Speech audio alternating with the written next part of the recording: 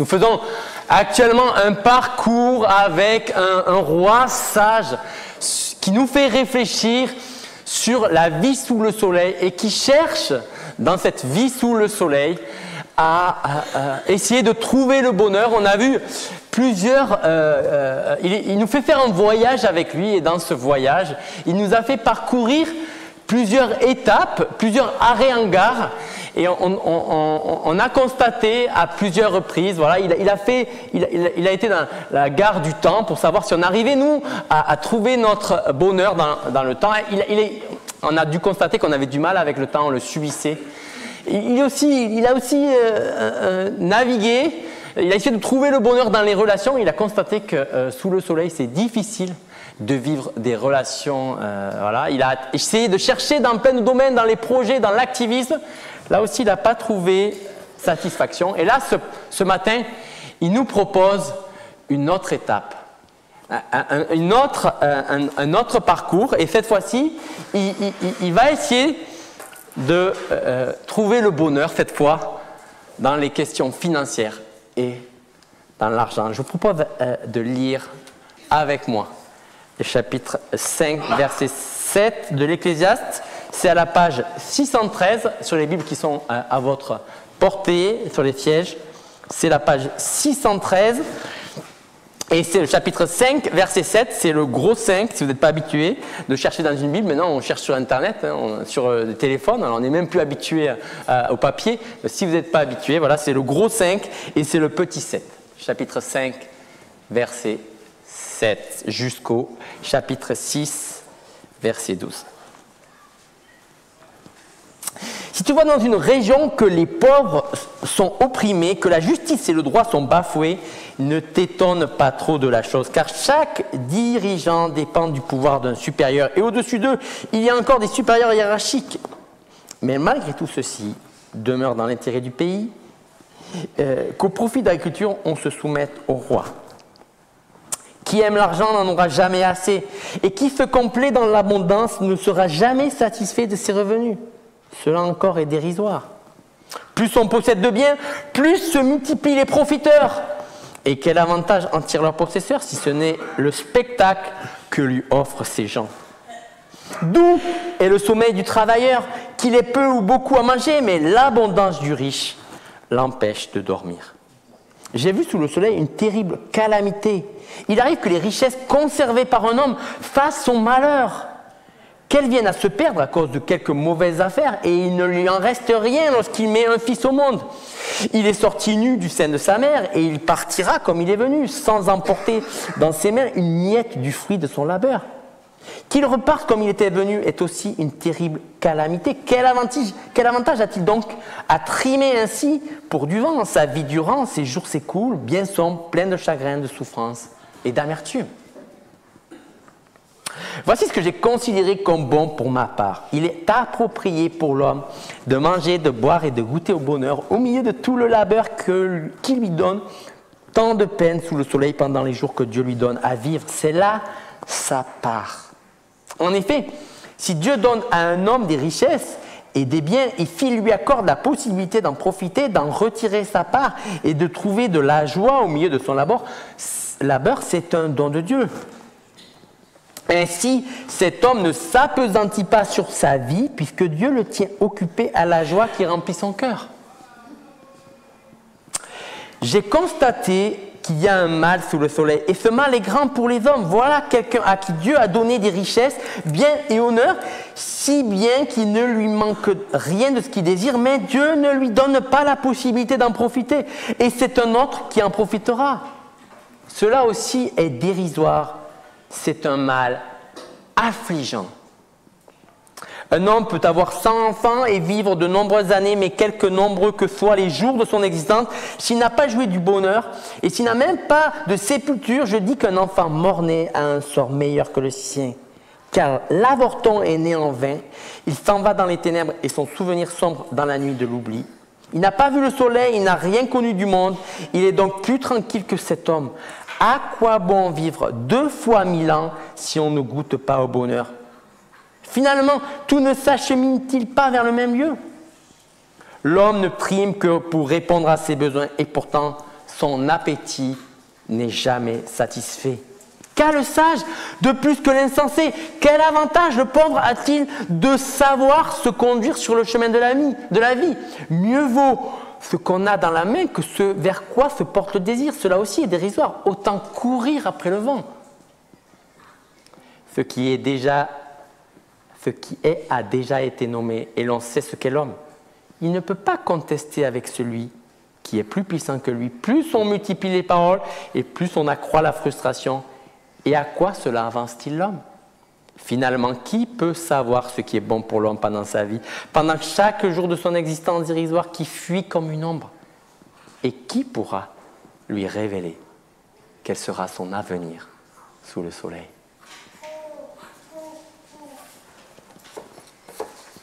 J'aimerais commencer cette prédication par une petite histoire. Trois jeunes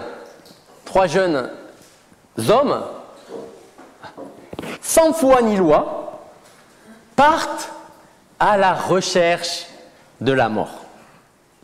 Ils pensent que s'ils parviennent à la trouver, ils pourront alors la tuer. Alors qu'ils cherchent, ils rencontrent un vieil homme qui leur dit que la mort se trouve au pied d'un arbre. Un chêne bien précis. Ils se rendent alors à l'arbre et là, au lieu de trouver la mort, ils trouvent 8 bouts de bois en or massif.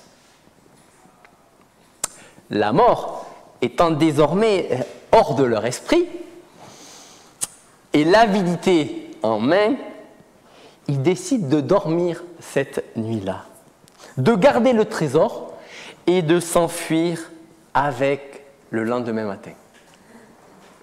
Pendant ce temps, le plus jeune d'entre eux se rend à la ville pour acheter de la nourriture et des boissons. Il achète également du poison à rats et empoisonne le vin. Il veut l'or pour lui tout seul. Mais les deux autres veulent aussi l'or pour eux-mêmes. Alors ils complotent pour le tuer à son retour. Et c'est ce qu'ils font. L'homme revient et il est poignardé. Puis pour célébrer, ils lèvent leur coupe et boivent le vin empoisonné. Eux aussi meurent. Le vieil homme avait raison. Les trois hommes cupides ont trouvé la mort sous l'arbre. Ecclésiaste 5:7, une nouvelle fois, nous présente le côté sombre et dangereux de la richesse. Il raconte cette histoire tragique selon laquelle ceux qui ont faim et soif d'argent ne seront jamais rassasiés. Et il nous appelle à abandonner le triste et le mauvais investissement de l'amour de l'argent et le remplacer par l'investissement sage de la confiance en Dieu en profitant de ses dons. Le triste investissement, ça sera ma partie 1, l'amour de l'argent ne nous apporte pas la satisfaction escomptée. Chapitre 5, verset 9, celui qui aime l'argent n'en sera jamais satisfait. Regardez, il élargit le propos, chapitre 6, versets 7 à 9, mais on voit le même problème. L'homme ne trime que pour répondre à ses besoins, et pourtant son appétit n'est jamais satisfait. Qu'a le sage plus que l'insensé? Quel avantage le pauvre a-t-il de savoir se conduire sur le chemin de la vie? Mieux vaut ce qu'on a dans la main que ce vers quoi se porte notre désir. Autant courir après le vent. Je ne sais pas si vous, ce que dit l'Ecclésiaste, là, il dit, on a tous l'appétit pour la nourriture et nous travaillons pour l'obtenir. Quand nous l'obtenons, nous la mangeons, mais bien vite, on se rend compte qu'on a encore faim. Et quelques heures plus tard, Le même cycle recommence. Il va falloir repréparer un repas. Et il en va de même avec l'appétit des richesses. Qu'on soit riche ou qu'on soit pauvre, intelligent ou stupide, on peut nourrir notre appétit pour l'argent, mais on en voudra toujours plus. Rockefeller a dit, mais combien vous aimeriez avoir d'argent? Quand est-ce que vous serez heureux avec les richesses? Quand j'en aurai un peu plus. Horace, un poète latin du 1er siècle, a dit « L'avidité ne diminue pas le surplus. L'avidité ne diminue ni par le surplus ni par le manque. Que l'on soit riche ou que l'on soit pauvre, on est avide. » Et ça, c'est étonnant. On pourrait penser que l'avidité, l'amour de l'argent, ça ne concerne que le riche. Mais ça aussi, ça concerne aussi le pauvre. Et c'est un peu plus subtil. Regardez verset 7. Si tu vois dans une région que les pauvres sont opprimés, que la justice et le droit sont bafoués, ne t'étonne pas trop de la chose. Car chaque dirigeant dépend du pouvoir d'un supérieur et par-dessus d'eux, il y a encore des supérieurs hiérarchiques. Qu'est-ce qu'il veut dire l'Ecclésiaste? Si le pauvre a pensé un instant que les promesses des riches dirigeants allaient améliorer sa situation, il est très mal. C'est du vent. L'Ecclésiaste le dit, il y a toujours une oppression injuste des pauvres, par une hiérarchie bureaucratique, des affaires des personnes qui font affaire et qui sont un peu corrompues, le roi, et souvent jusqu'en bas. Tout le système est dirigé par des gens qui aiment l'argent, les plus hauts placés s'en remplissent les poches, grâce au travail des pauvres. Vous savez, on dit souvent que c'est les riches qui vont, l'argent va ruisseler des riches vers les pauvres. Bon, mais ça, c'est carrément un mythe. Hein. Moi, je suis expert comptable, je suis pourtant pas Mélenchon, hein. Mais le ruissellement, il est inverse. C'est les pauvres qui subventionnent les riches. Et c'est le millefeuille de l'administration. Voilà, il y a toujours un supérieur. Voilà, c'est le millefeuille de l'administration. Il y a toujours un fonctionnaire de plus au-dessus de celui à qui vous avez affaire. Et c'est le pauvre en bas qui trinque. Le soi-disant administré qui en paie les conséquences. Et je suis expert comptable, je répète, à la base, avant d'être pasteur. Et je ne suis pas adepte de Mélenchon. Vous me direz, mais comment ça, il trinque? Parce que les gens de rang élevé, vous le savez, ils se protègent entre eux. On protège toujours les privilèges de la caste environnante et on se soucie peu des personnes en bas. Ou bien, vous savez, le responsable N+2, il subit les pressions d'en haut. Et alors, vous savez comment il fait? La peur d'en haut, il finit par la rendre en bas. L'administré, quant à lui, il est exploité. En plus, vous savez, il y a la corruption, le graissage des pâtes, des pots de vin. Et le pauvre, il finit toujours par en assumer les conséquences, en payer le prix. C'est même un système difficile à naviguer pour le pauvre. Le pauvre est très loin de celui qui peut vraiment faire quelque chose. Il a affaire à un intermédiaire qui n'a pas beaucoup de poids. C'est assez dramatique pour lui. Mais s'il y a un bon roi, et ça c'est un peu le verset 8 qui l'évoque, même si là, il est important qu'un roi s'intéresse aux petites gens. Voilà, regardez. Mais malgré tout, ceci demeure dans l'intérêt du pays, qu'au profit de l'agriculture, on se soumette au roi. Ou il y a d'autres traductions qui disent voilà, qu'un roi s'intéresse à ceux qui fournissent la nourriture simple autant qu'est l'agriculture. Donc en fait, c'est que le bon roi se soucie des petites gens. Parce que si nos responsables s'intéressent aux petites gens, alors il y aura peut-être une stabilité. D'ailleurs, le non-respect des petites gens, ça a quand même coûté cher à la monarchie en France. Louis XVI, il en a même perdu un peu la tête. Même si la République française n'est pas parfaite, on peut remercier Dieu quand même pour la justice relative que l'on a. Mais si l'on croit qu'on doit inciter les pauvres à la révolution, à la violence, au renversement d'un régime corrompu, l'Ecclésiaste, avec ces deux versets, dirait « c'est futile. Un roi, un président, sera remplacé par un autre. Un régime sera remplacé par un autre. Et la bureaucratie, mes amis, et surtout en France, reprendra ses droits, ne vous inquiétez pas, avec pour finalité un oligopole, vous savez, un petit nombre au profit d'un petit nombre.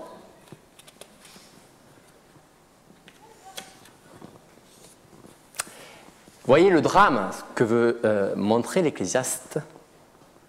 Ce qui fait le plus mal aux pauvres, c'est qu'il pense qu'avec la richesse, sa situation va changer.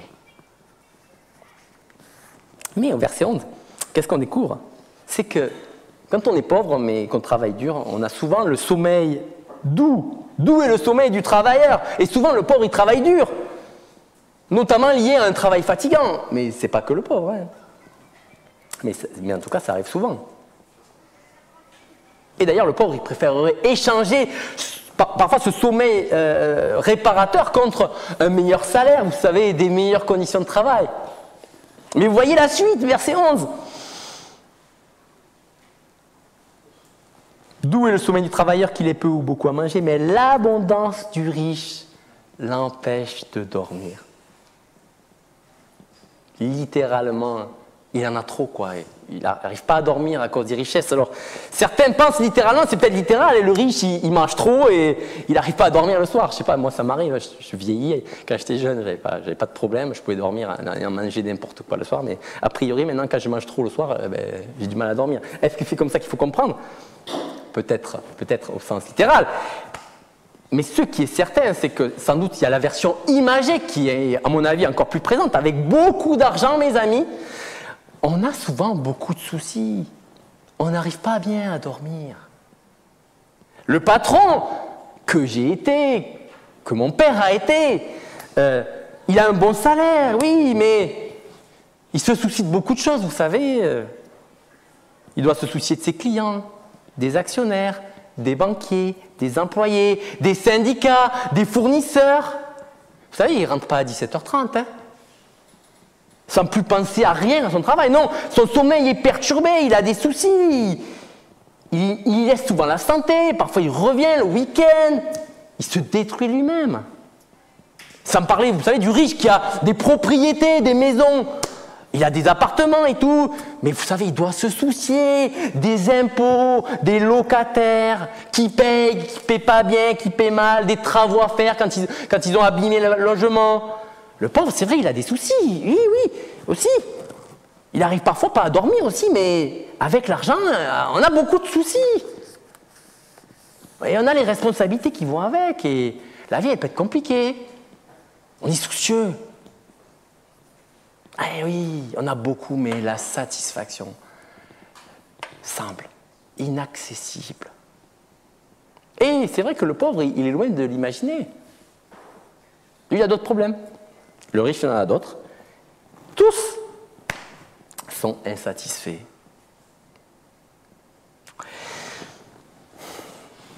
Le riche ne reçoit pas la satisfaction des richesses. Même Dieu en a fait. L'a voulu ainsi dans ce monde. L'accumulation d'argent s'accompagne d'un coût supplémentaire. Verset 10, vous voyez l'étonnement. Plus on possède de biens, plus se multiplient les profiteurs. Après l'insatisfaction, on voit qu'il y a aussi des profiteurs. Le riche, il est entouré de profiteurs. En d'autres termes, la richesse attire, vous savez, les personnes à charge. Là, vous savez, un commentateur a dit les sangsues humaines. Vous savez, et le riche, qu'est-ce qu'il est là? Et qu'est-ce qu'il a? Il est là juste là pour regarder ceux qui sont en train de le sucer, littéralement. Ah, il y a beaucoup de sarcasme chez cet auteur, mais vous voyez là, il évoque la présence de ces personnes qui gravitent autour des riches comme des vautours et qui demandent des faveurs, vous savez, des services, des repas, des prêts. Chacun veut sa part du gâteau. Demandez à Paul, Paul Pogba, demandez-lui. Ça force les relations entre amis, entre parents-enfants, entre responsables politiques et contribuables, même entre frères et sœurs, voilà. Le riche a de l'argent, mais c'est comme si cet argent ne finissait pas par lui appartenir. il doit entretenir tout un ensemble de profiteurs. C'est pas moi qui le dis, hein, c'est Ecclésiaste. Hein.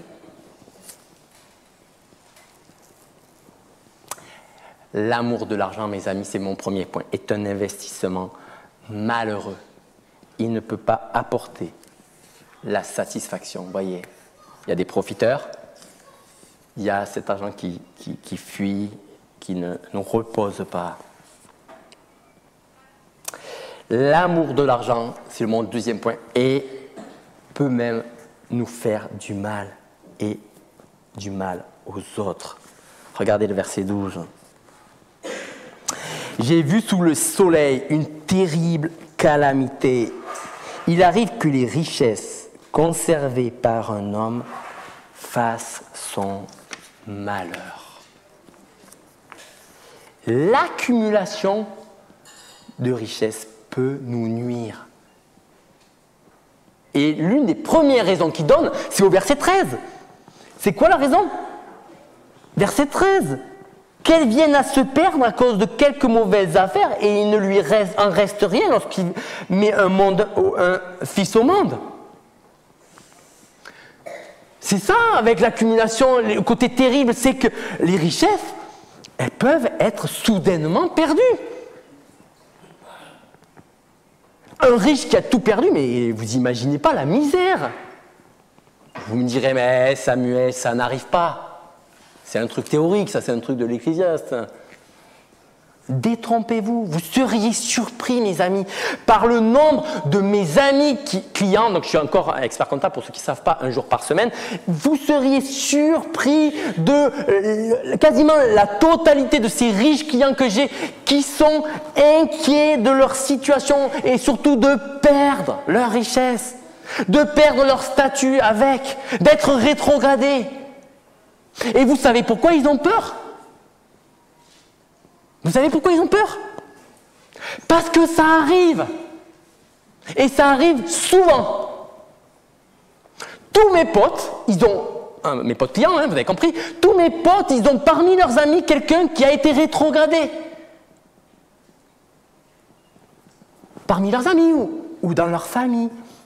Et moi-même, dans ma famille, j'ai quelqu'un comme ça, qui a été très riche, et quelques années après, il a tout perdu. Et même dans la Bible, il y a même un exemple dans la Bible, je ne sais pas si vous savez, il y a un gars, il a vécu un crash boursier personnel. C'est Job. Il a tout perdu en une seule journée. Ou demandez aussi aux chefs d'entreprise qui, pendant la récession de 2008, ont tout perdu, notamment les gérants de fonds. Vous savez quelle a été leur réaction? On connaît la réaction de Job. Hein. Job, lui, il a dit « L'Éternel a donné, l'Éternel a ôté, béni soit le nom du Seigneur ». Ça, c'était Job. Par contre, quelle a été la réaction de tous ces grands financiers qui avaient bien sûr, qui aimaient l'argent et qui aimaient aussi ce que l'argent leur donnait suite à cette crise majeure en 2008. Alors, regardez, le directeur financier par intérim de Freddie Mac, une des plus grandes compagnies bancaires américaines, hein, je ne rentre pas dans les détails, mais il s'est pendu dans son sous-sol.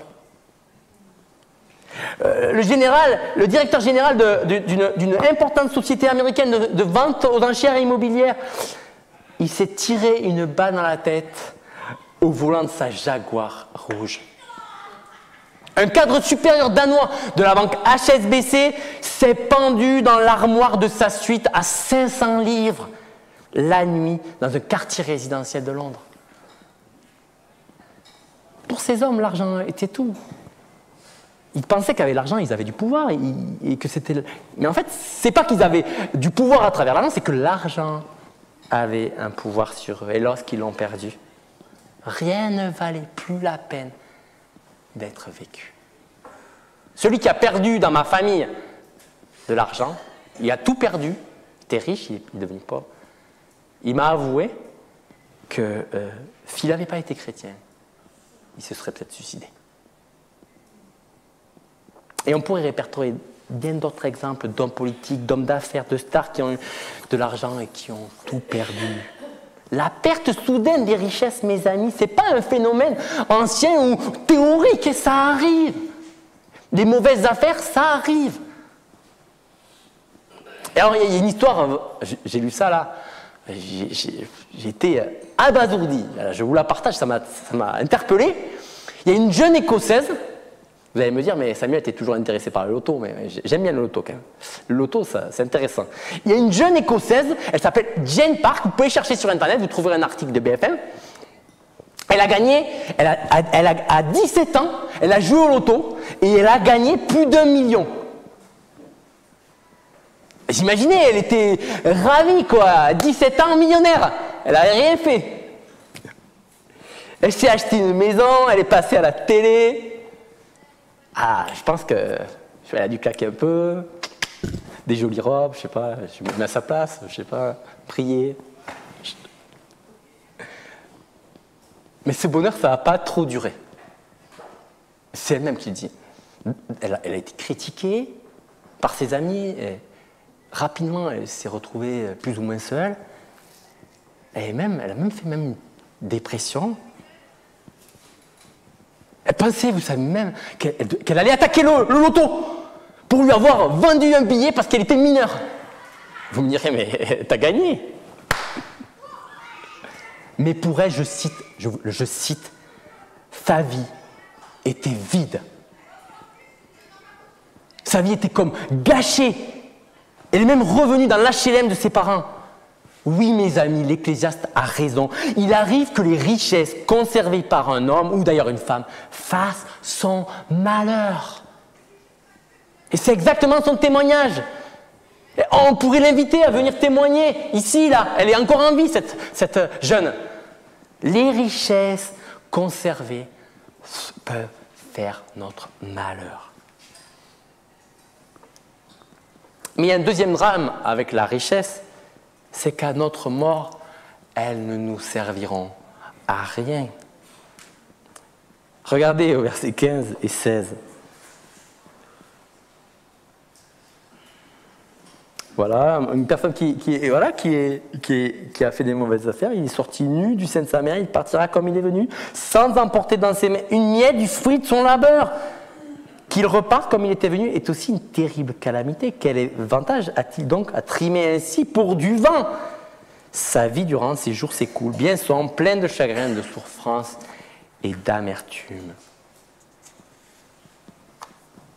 Une richesse accumulée qui ne sert à rien. Vous savez, les pharaons, ils mettaient plein d'argent dans les cercueils. Mais on voit bien que ça ne sert à rien. C'est stupide. Dans la tombe, quoi ça sert cet argent-là? Vous ne pouvez pas l'emporter avec vous.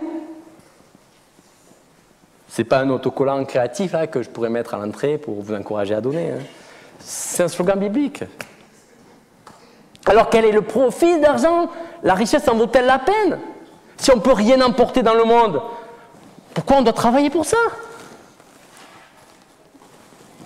Pourquoi faire de l'argent notre Dieu? Pourquoi? Martin Luther a posé cette question. Quel genre de Dieu est-il qui n'est même pas capable de se défendre contre les mythes et les rouilles? Et c'est Nietzsche qui disait, aujourd'hui, il n'y a plus ni Dieu ni maître, mais pour l'amour de l'argent, qu'est-ce qu'on ne serait pas prêt à sacrifier? Et vous voyez, qu'est-ce qu'il peut faire contre la mythe et la rouille? Rien. Mais il y a un troisième point. Tout ce que l'amour de l'argent peut donner est toujours sans joie. L'argent ne peut pas acheter la joie, mes amis. Ça, c'est aussi Dieu qui s'en assure. Regardez, chapitre 6, versets 1 et 2. J'ai constaté qu'il y a un mal sous le soleil, et ce mal est grand pour les hommes. Voilà quelqu'un à qui Dieu a donné richesse, bien et honneur, si bien qu'il ne lui manque de rien de ce qu'il désire. Mais Dieu ne lui donne pas la possibilité d'en profiter. Et c'est un autre qui en profitera. Cela aussi est dérisoire et un mal affligeant. Dieu ne lui donne pas la possibilité, le pouvoir d'en profiter. Quand j'ai lu ça, je dis waouh! Imaginez la galère qu'il a fait pour accumuler. Quand je vois mes potes, waouh, Dieu ne lui donne pas le pouvoir d'en profiter. Et en plus, là, il donne un exemple d'une personne qui mange. Dans les temps bibliques, manger était un événement social destiné à apporter beaucoup de joie, et être riche, c'était une bénédiction. Mais ici, c'est tout le contraire. Le gars, il est assis dans le noir, mangeant repas après repas, seul. Et il eût mieux valu qu'il soit un enfant mort-né. Ceux qui ont subi la perte d'un enfant, jeune, ou qui ont fait une fausse couche, c'est déjà terrible. Mais ce que dit l'Ecclésiaste, c'est qu'il n'a pas vu la souffrance de ces richesses qui s'évaporent et qui n'apportent aucune joie. Waouh! C'est terrible, hein? Et pourtant, l'être humain occidental court après l'amour de l'argent. On voit que, donc 2 points et le dernier, on voit que l'amour de l'argent est un investissement, on a vu que c'est un investissement malheureux, il ne peut pas nous apporter de satisfaction.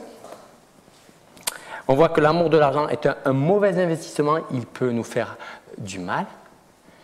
Et on va voir le dernier point, que le sage investissement, c'est de faire confiance à Dieu, en recevant l'argent qu'il nous donne comme un cadeau de sa part. Et là, regardez au verset 18 à 20 ce qu'il nous dit. Chapitre 5. En effet, si Dieu donne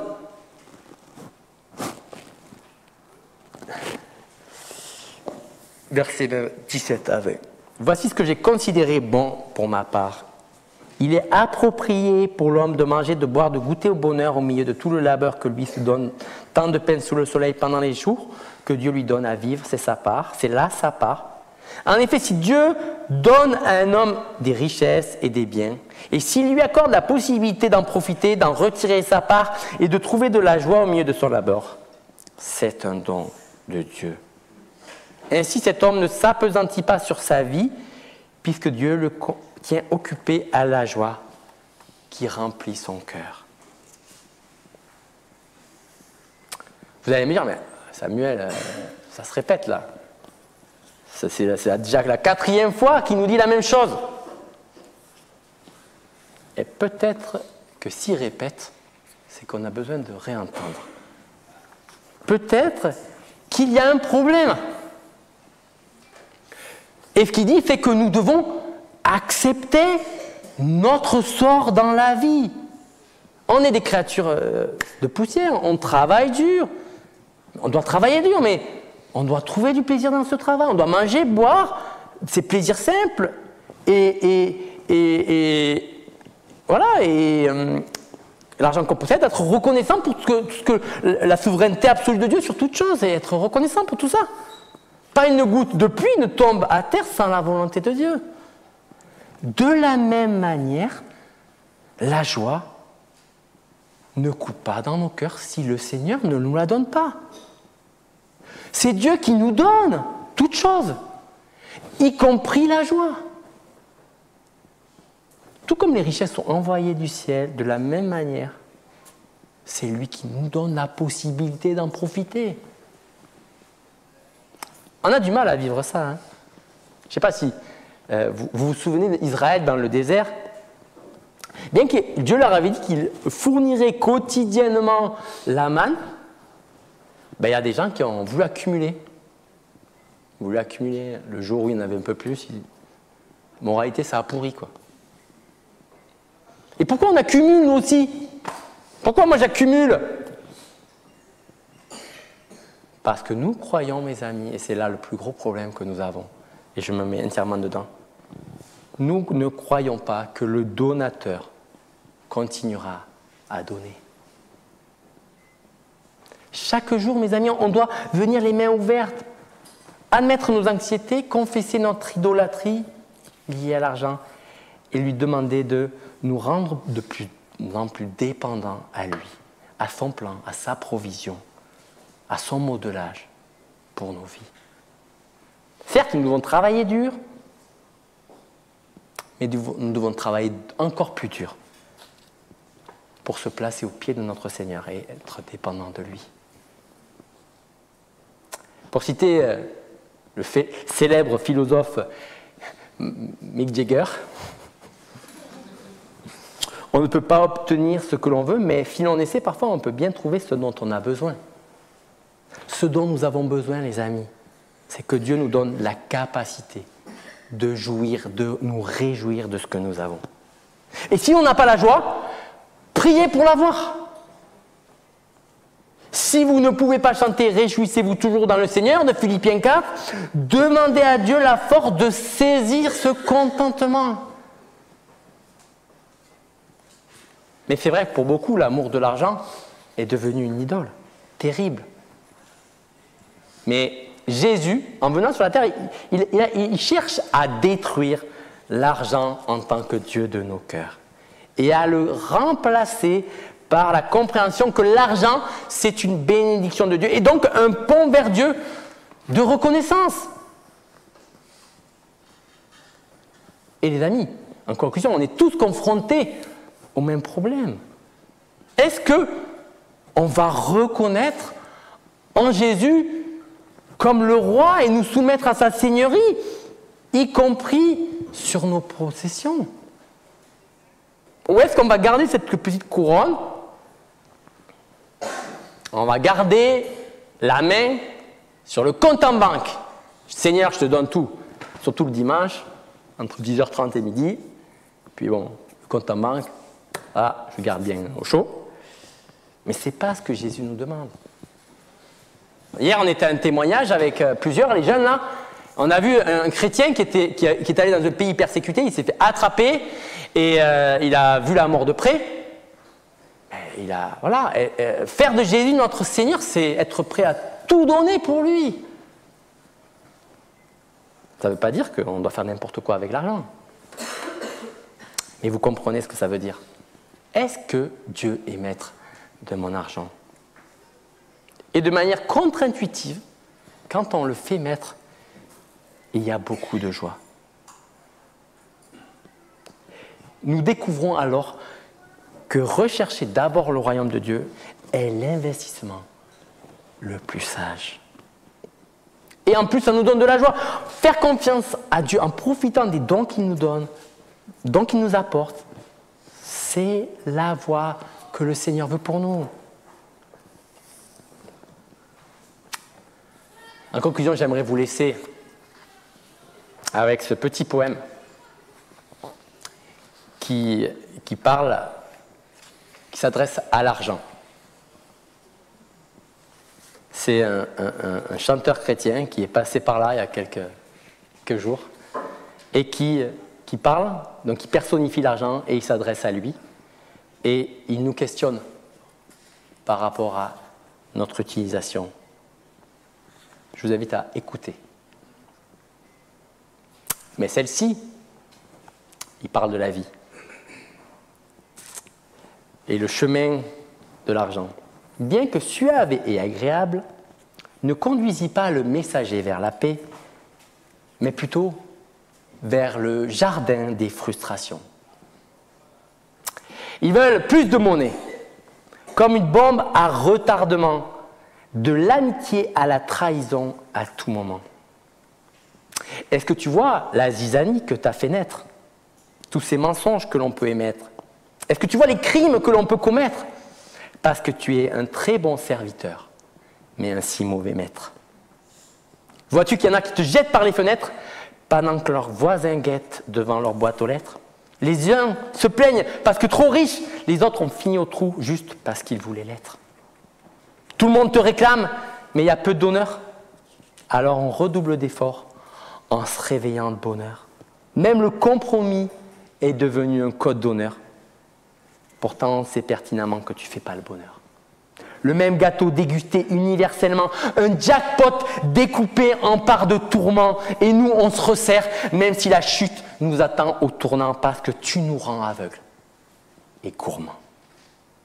Ils veulent plus de monnaie, comme une bombe à retardement, de l'amitié à la trahison à tout moment. Les businessmen ont la fièvre, mais gardent une faim d'ours.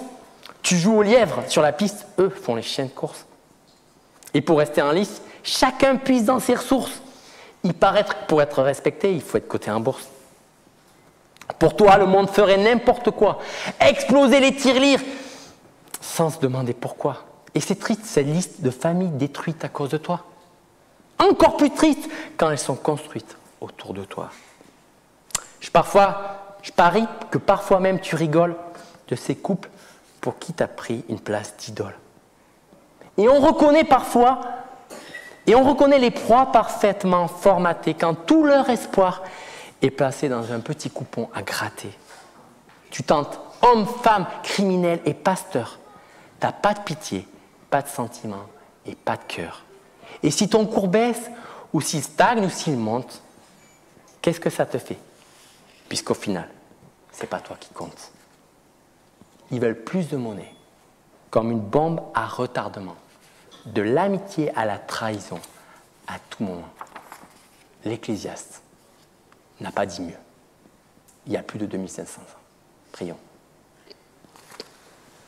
Père éternel, tu vois nos cœurs idolâtres, surtout et partout dans ce monde.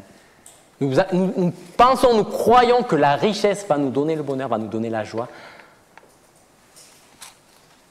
Et en fait, c'est un échec, c'est un puissant échec. Ce n'est pas le cas.